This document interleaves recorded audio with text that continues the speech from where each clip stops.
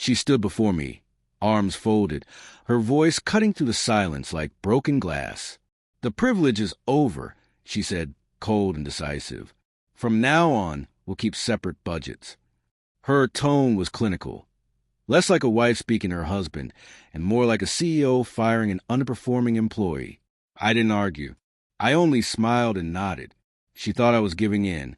I knew I was just beginning. We had met years ago in a boardroom neither of us belonged in. Two interns pretending we were already indispensable. She was ambitious, magnetic, dangerous in her brilliance. I admired her fire, helped her climb the ladder, introduced her to people who'd open the right doors. And when she finally became CEO, she forgot who built those steps beneath her. The change was gradual. Private calls in another room. Business trips that no longer allowed spouses. Passwords quietly updated. Love turned into policy. I was no longer her partner, just a polished ornament, to be seen, not heard. The moment of truth came one night when I came home earlier than expected. She was in the living room, whispering into her phone, laughing in a way I hadn't heard in months. When she saw me, the laughter vanished. "You're home early," she said, voice sharp and distant. That's when I knew. Not guessed, knew. But I didn't confront her. Instead, I began taking notes, memorizing details, planning quietly. She thought taking away financial access would weaken me. What she didn't realize was that I had been the silent hand behind her success, the architect of her empire's foundation, the one whose name appeared on every property deed and account.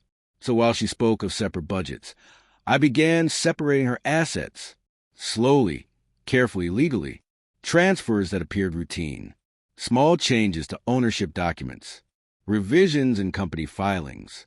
And before she noticed, I became the majority shareholder in the company she thought she ruled. I didn't do it for revenge. I did it for clarity. Her Sunday family lunches were sacred. Her mother, her siblings, the perfect smiles. That Sunday, everything was flawless. The table was set by a catering service paid from her personal account. She looked radiant, confident, untouchable. Her mother, always ready to praise and criticize, asked between bites, "So, how's the company, dear?" I read about a merger. "Yes," she said proudly. "Everything's under my control." That's when I slid a plain black folder across the table. "Actually," I said quietly, "that's what I wanted to discuss." She frowned. "What is this?" "Ownership transfer papers." I replied.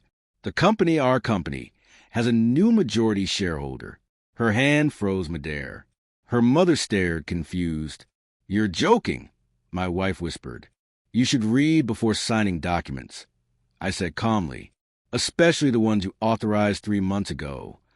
Recognition struck her like lightning. The trust, the signatures, the form she hadn't bothered to read. Her mother snatched a folder, scanning the pages, and then came the scream. It tore through the house, raw and desperate. Neighbors later said it sounded like someone had died. In a way, someone had. She ran to her study, frantically calling lawyers and accountants, but every number led to me. Every document carried my quiet initials. Even the penthouse she flaunted was in my name. She'd stripped me of privilege. I'd stripped her of illusion. When she turned to me, pale and trembling, she whispered, "How could you?" "How?"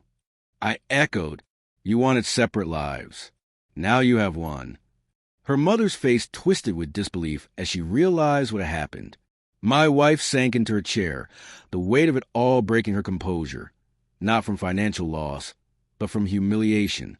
The next day, headlines appeared. CEO steps down amid ownership dispute. She told the press it was a restructuring. I stayed silent. That silence was my final victory. Now, when people ask about her, I tell them she's doing fine, just not where she imagined.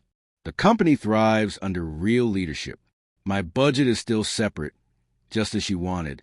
Sometimes when I pass our old house, I still hear that echo, her scream, the sound of realization. Because power and privilege are never truly owned. They're borrowed. And when you forget who signed the loan, you lose everything.